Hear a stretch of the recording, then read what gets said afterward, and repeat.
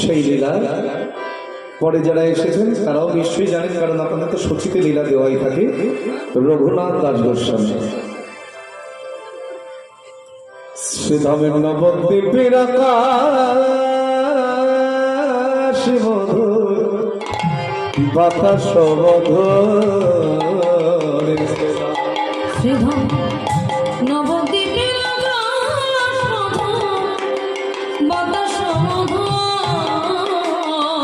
নবদ্বীপের আকাশ মধুর বাতাস মধুর, নবদ্বীপের আকাশ মধুর বাতাস মধুর, নবদ্বীপের তরুলতা মধুর, শ্রীধাম নবদ্বীপের তরুলতা মধুর, বলে নবদ্বীপের ধূলিকণা মধুর, শ্রীধামে নবদ্বীপে ধূলিকণা মধুর, নবদ্বীপের আকাশ মধুর বাতাস মধুর, নবদ্বীপের আকাশ মধুর বাতাস মধুর, নবদ্বীপের আকাশ মধুর বাতাস মধুর, নবদ্বীপের মহাপ্রভুর জন্মস্থান মধুর, নবদ্বীপে মহাপ্রভুর জন্মস্থান মধুর, নবদ্বীপে দেবী বিষ্ণুপ্রিয়ার বাড়ি মধুর, শ্রীধামে নবদ্বীপে দেবী বিষ্ণুপ্রিয়ার বাড়ি মধুর, নবদ্বীপে সোনার গৌরাঙ্গ মধুর, শ্রীধামে ধ্বনি জয় ধ্বনি, নবদ্বীপে সোনার গৌরাঙ্গ মধুর, আবার নবদ্বীপে সমাজ বাড়ি মধুর, শ্রীধামে নবদ্বীপে সমাজবাদী মধুর, নবদ্বীপের আকাশ মধুর বাতাস মধুর, নবদ্বীপের আকাশ মধুর বাতাস মধুর, নবদ্বীপের আকাশ মধুর বাতাস মধুর, নবদ্বীপের আকাশ মধুর বাতাস মধুর, নবদ্বীপে পোড়া মাতলা মধুর, শ্রীধামে নবদ্বীপে পোড়ামাতলা মধুর, নবদ্বীপে নাটুয়া গোলা মধুর, শ্রীধামে নবদ্বীপে নাটুয়া গোড়া মধুর, আবার নবদ্বীপে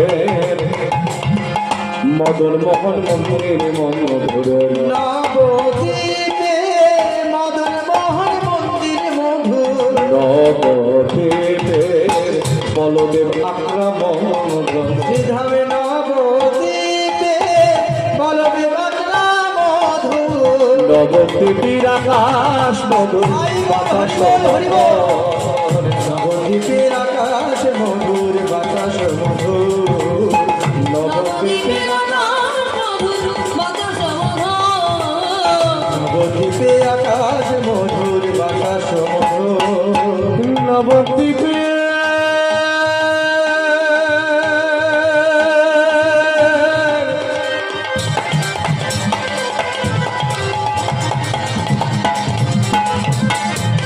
গোবিন্দ বাড়ি মধুর,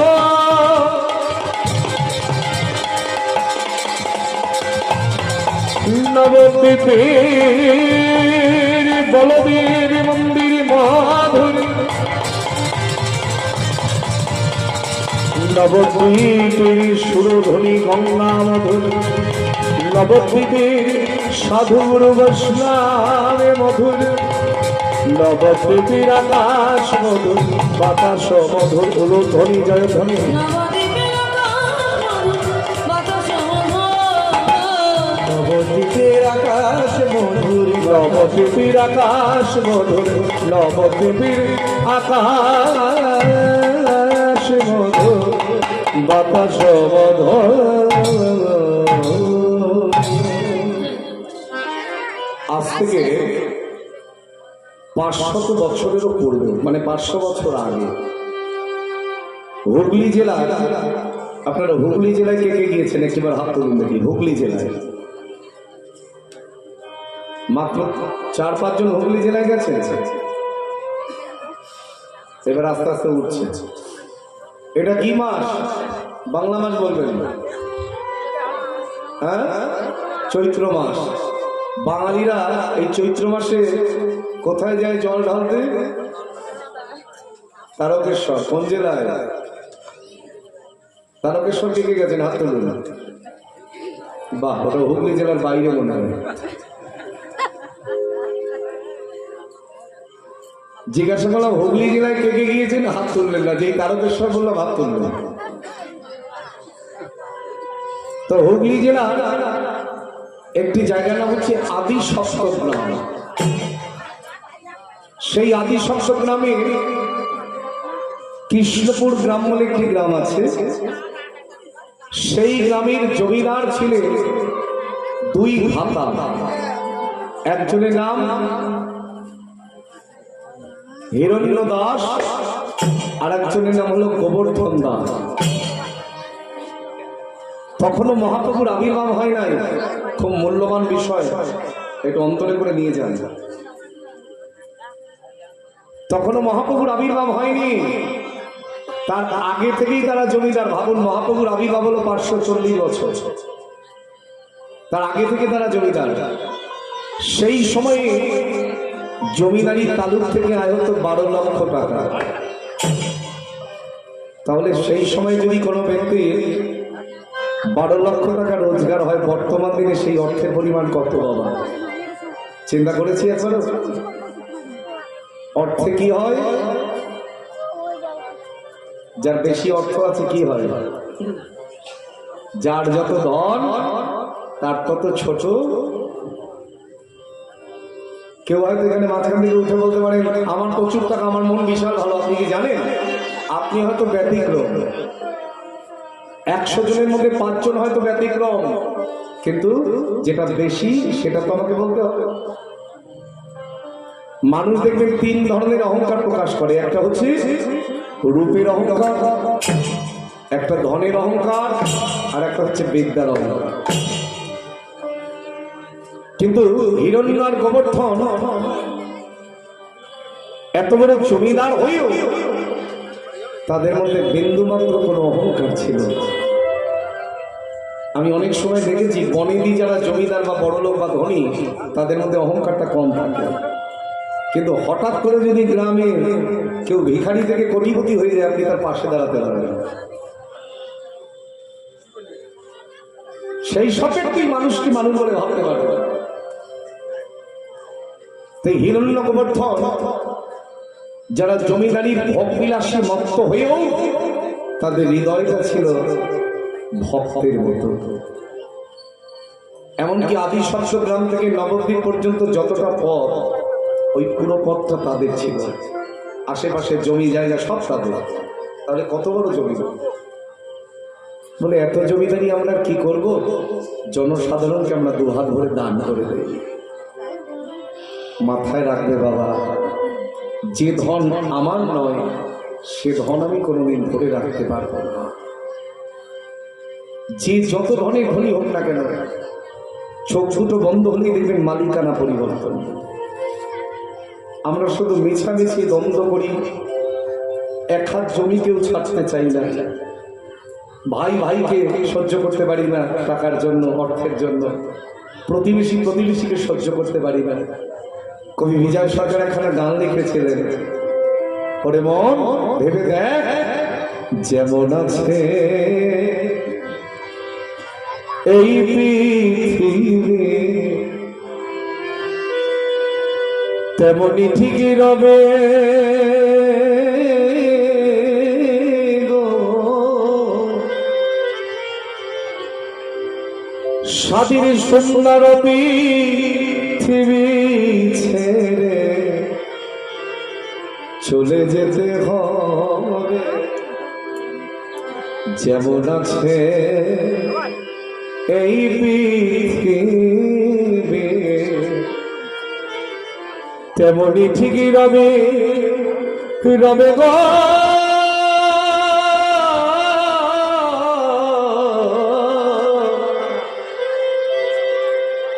স্বাধীন সুন্দরতী পৃথিবী ছেড়ে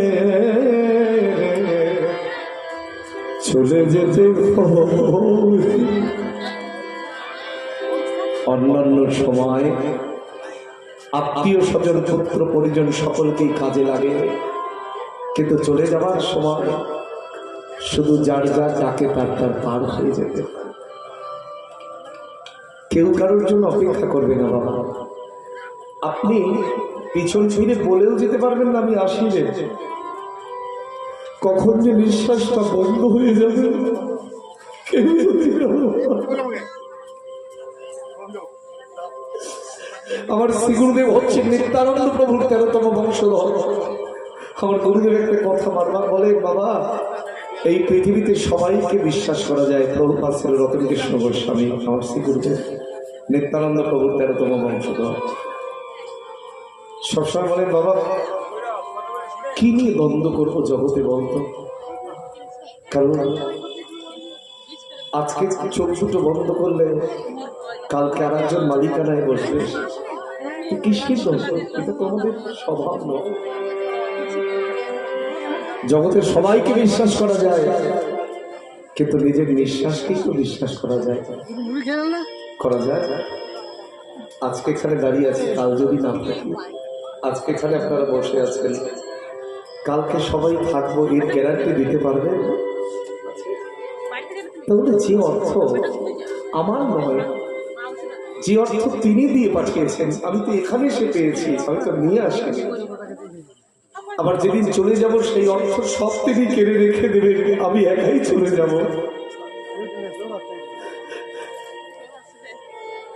তাহলে সেই অর্থের প্রতি মোহ করে মায়া করে আমার লাভটা কি? তাই হিরণ্য গোবর্ধন এরা কি করতেন জানেন? জমিদারি ভোগবিলাসে মত্ত হয়েও প্রতিনিয়ত সাধুগুরু বৈষ্ণবের চরণ সেবা করতেন, ভগবত সেবা করতেন, সাধুগুরু বৈষ্ণবের জন্য আনুকূল্য দান করতেন। মাথায় রাখবেন, যদি কেউ ঠিকমতো সাধুর সেবা করতে পারে, যদি কেউ ঠিকমতো বৈষ্ণবের সেবা করতে পারে, পরোক্ষভাবে কিন্তু আমার গোবিন্দ সেবাই হবে। কারণ সাধু তার হাতটা দিয়ে গৌর গোবিন্দ চরণ সেবা করে। আপনি সরাসরি হয়তো করতে পারলেন না, সাধুকে সেবা দিলেন, সাধুর হাতে আনুকূল্য তুলে দিলেন, সে তো সেই অর্থটা তার সেবায় লাগাবে, তার মানে পরোক্ষভাবে আপনার সেবা করা হলো। তাই হিরণ্য গোবর্ধন এই যে প্রতিনিয়ত সাধুগুরু বৈষ্ণবের সেবা করতেন, একদিন সাধুগুরু বৈষ্ণব দুটি হাত প্রসার করে বলছেন, জমিদার বাবু, যেভাবে আপনারা দুই ভাই সাধুগুরু বৈষ্ণবের সেবা করে চলেছে, উল্টে আপনাদের কিছু দেব, আমাদের তো কিছু নাই। তবে একটা জিনিস আমাদের কাছে সম্বল আছে, যেহেতু আমরা ভক্তি জগতে গৌর গোবিন্দের চরণ সেবা করি, তাই হাতটা প্রসার করে আমরা তার কাছে চাইতে পারি, আপনাদের এই বংশে এমন একটা কৃষ্ণ ভক্ত সন্তান জন্মগ্রহণ করুন, যার ভক্তি ত্যাগ রেখে সারা জগতের মানুষ ভক্তি পথে চলে আসে।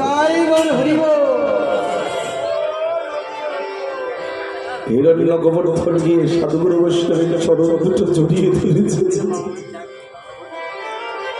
বৈষ্ণব, আজকে যে আশীর্বাদ আপনারা আমাদের দিয়ে গেলেন, এই আশীর্বাদ কোটি কোটি টাকাতেও কখনো মেলে না। আর জানবেন, সাধু প্রকৃত যারা বৈষ্ণব, প্রকৃত যারা ভক্ত, তাদের মুখের বাণী অমৃত বাণী, তারা যেটা বলবে সেটাই ঠিক। কারণ মাথায় রাখবে, এটা যদি কৃষ্ণ ভজনের বদন হয়, মুখ হয়, এই বদনে যদি তুমি আন কথা বলো, তাহলে ভজন পিছিয়ে যাবে। আপনি ধরুন ভজন করছেন, কৃষ্ণ নাম করে বেড়াচ্ছেন, হঠাৎ করে কারোর প্রতি প্রধান্বিত হয়ে একটা কুকথা বলে বসলেন, তাতে কি হলো? আপনি যতটা এগিয়েছিলেন ততটারও পিছিয়ে গেলেন। এবার চিন্তা করতে পারেন যে ও যদি বলে যায় আমি বলবো না, না, এটা সাধুর লক্ষণ নয়। সাধুকে যদি কেউ কালমন্দ করে, সাধু উল্টে কি বলে জানো? যা যা যা, আমার মতো 10,000 একদিন তোরও হয়ে যায়। এটা আশীর্বাদ না অভিশাপ? আমাকে তো ব্যঙ্গ করলি, বিদ্রুপ করলি, আমাকে কটু কথা বললি, আমাকে ধরে মারতে এলি পর্যন্ত, আমার মতো 10,000 যেন একদিন তোরও হয়ে যায়। আমি যেমন গৌর গোবিন্দের নাম প্রেমের পাগল, আমি তোকে আশীর্বাদই করলাম একদিন যেন তুইও আমার মতো নাম প্রেমের পাগল হতে পারিস। তাই গৌর হরিব। তো এই সাধু যখন বদন দিয়ে বলবে সেটা অক্ষরে অক্ষরে মিলে যায়। এই যে সাধুগুরু বৈষ্ণব আশীর্বাদ করেছেন, কৃপা ভিক্ষা চেয়েছেন, এরই মধ্যে হিরণ্য গোবর্ধনের জমিদারিতে কৃষ্ণপুরে পদার্পণ করলেন তাদেরই কুলগুরু পূজ্যপাদ যদুনন্দনাচার্য, যিনি ছিলেন ভক্তি জগতের নিষ্কিঞ্চন বৈষ্ণব। নিষ্কিঞ্চন বৈষ্ণব মানে তার মধ্যে কোনো চাওয়া পাওয়া ছিল না, যিনি ভক্তি জগতের অমূল্য সম্পদ লাভ করেছিলেন শান্তিপূর্ণ সীতানাথ অদ্বৈতাচার্যের কাছ থেকে শিষ্যত্ব লাভ করলেন। তাহলে ভাবুন লিঙ্কটা কোথায়? অদ্বৈতাচার্য প্রভুর শিষ্য হচ্ছে যদুনন্দন আচার্য, যারা হিরণ্য গোবর্ধনের গুরুদেব ছিলেন। যিনি তা গুরুদেব যখন গিয়ে আসেন, আমরা কি করি? গলায় বস্ত্র দিয়ে গললগ্নকৃত বহির্বাসে গুরুদেবকে অন্তঃপুরে বলে গুরুদেবের চরণ সেবা করা হয়। তারপর মায়েরা কি করেন? গুরুদেবের চরণ ধৌত করবার পর কেশগুচ্ছ দিয়ে মাথার চুল দিয়ে চরণটা মুছিয়ে নেন, কাপড়ের অঞ্চল দিয়ে চরণটা মুছিয়ে নেন, যেটা নিয়ম আর কি। মাথায় রেখো বাবা, যদি কেউ ঠিক মতো গুরু সেবা করতে পারে তার গোবিন্দ সেবার দরকার হবে না।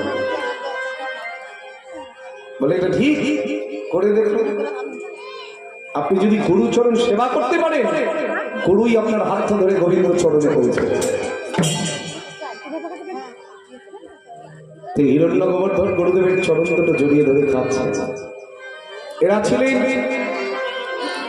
কায়স্থ মজুমদার, জমিদারির ভোগ বিলাসে মত্ত,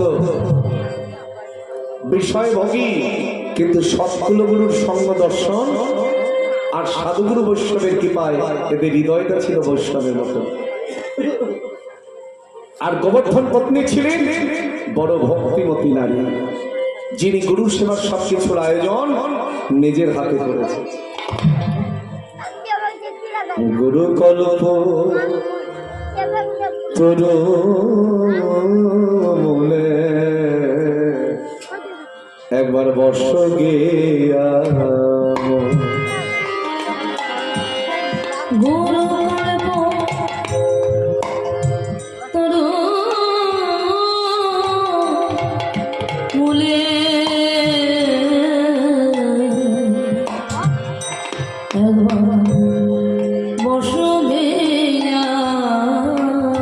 গুরু কলম তরু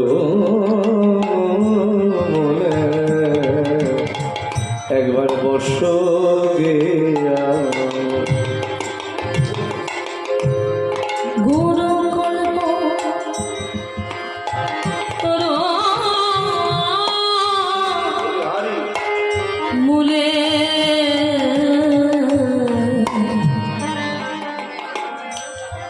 বর্ষ গিয়া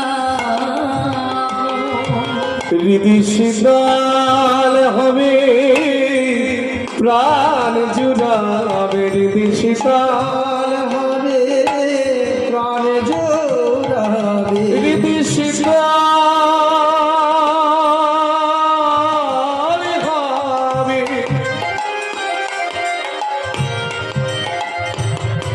হৃদি শীতল হবে প্রাণ জুড়াবে, হৃদি শীতল হবে প্রাণ জোড়াবে। বলে লাগলে বিঘ্নের ছায়া বসবে এমন গুরু কল্প তরু মূলে বর্ষ গিয়া গুরু কল্প তরু মূলে বর্ষ গিয়া সেই বৃক্ষের ডালে না দয়ালে গুরু গো কত নামামৃত সুফল ফল। আর সেই বৃক্ষে ডালে ডালে কত নামামৃত সুফল ফলে। অবশ্যই বৃক্ষে ডালে ডালে কত নামামৃত সুফল ফল। আর সেই বৃক্ষে ডালে ডালে বলি হারি কত নামামৃত সুফল ফলে।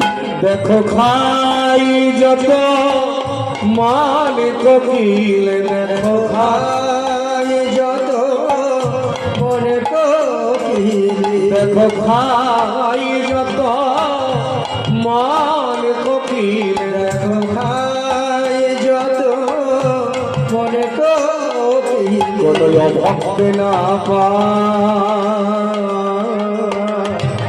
একবার বর্ষ গিয়ে আমার হরি হরি হরি ভুলে একবার বসো গিয়া। হে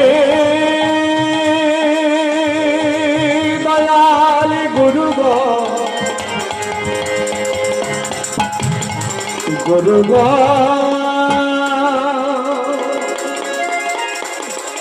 হে দয়াল গুরু গো হে দয়ালি গুরু গো গুরু গো একবার বর্ষ গিয়ে আমন গুরু কল্প তরু বলে বর্ষ গিয়ে আমন গুরু কল্প।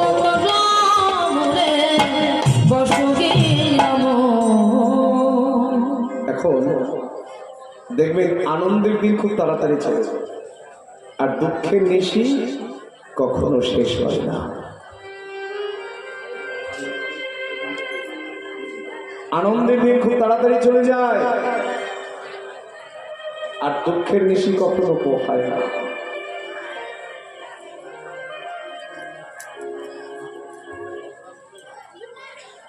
জয় জয়। এই যে গুরুর সেবা করতে করতে করতে করতে দিনগুলো যে কখন অতিক্রম হয়ে গেল। ধরুন এখানে কীর্তন চলছে কদিন, আজকে নেই কদিন, 3 দিন, একটা দিন, দুটো দিন, 3টে দিন। আজকের নিশিটা ঢোলে বললেই মেটাই গোল হরি বল। তবে আনন্দের দিন মামদারে আবার আসবো আবার আসবো আবার আসবো, একটা বছর পার হয়ে গেল। আনন্দের দিন 3টি কখন চলে গেল। আর এটা যদি দুঃখের দিন হতো দেখবেন সময় কাটবে। কারণ আনন্দের দিনে পৃথিবীতে সবাই পাশে থাকে, আর যখন দুঃখের দিন আসে আনন্দের দিনের মানুষগুলোই পাশে থাকে না বাবা। এই জন্য সময় আর কাটতে চায় না। কাকে আপনি বলবেন? শ্রী গুরুদেব যখন চলে যাবেন, হিরণ্য গোবর্ধন গুরুচরণে পতিত হয়েছে। গুরুদেব গুরুদেব আপনি চলে যাবেন গুরুদেব? আরে বোকা ছেলে, তোদের মতন যে আমার অনেক শিষ্য রয়েছে, তাদের কাছে আমাকে যেতে হবে না। গুরুদেব আপনি যদি চলে যান এই হরিকথার আনন্দ যে মাটি হয়ে যাবে। আপনি কি জানেন না আপনার শ্রীমুখ থেকে যে হরিকথা এই জমিদার প্রাঙ্গণে পরিসর হয়েছে, সেখান থেকেই কৃষ্ণ প্রেমের উদয় হয়েছে। আপনি যদি চলে যান তাহলে এই হরিকথার আনন্দ যে মাটি হয়ে যাবে। হিরণ্য গোবর্ধন আমি কি চিরকাল তোমাদের কাছে থাকতে পারবো? ঠিক এমন সময় গোবর্ধন পত্নী গলায় বস্ত্র দিয়ে গুরুদেবের চরণ দুটো জড়িয়ে ধরে বলছেন, গুরুদেব আমি জানি এই জমিদার ভবনে আপনাকে ধরে রাখার মতো শক্তি বা সামর্থ্য আমাদের কারোরই নাই, কিন্তু শুনেছি গুরুদেবের যদি অপার করুণা হয়, গুরুদেবের যদি কৃপা হয়, নাকি কোনো বাসনাই অপূর্ণ থাকে না। তাই আপনি তো চলে যাবেন, গোবর্ধনের স্ত্রী কি চাইছে দেখুন, আপনার চরণে এই নিবেদন, ওগো দয়ালি গুরুদেব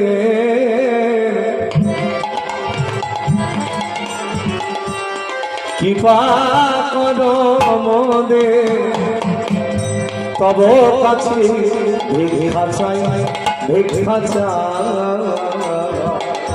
ওগো দয়াল গুরুদেব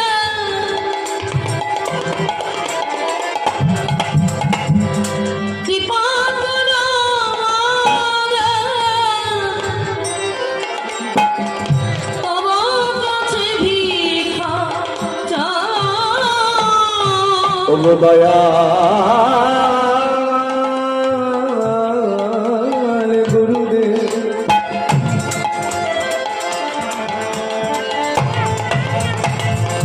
কৃপা করো মোদের, তব কাছে ভিক্ষা চাই, ভিক্ষা চাই।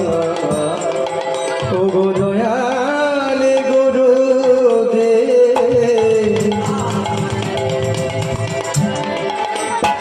কৃপা করো মোরে, তব কাছে ভিক্ষা চাই। আমারই ঘন জনম দিন কোন ভাবি না,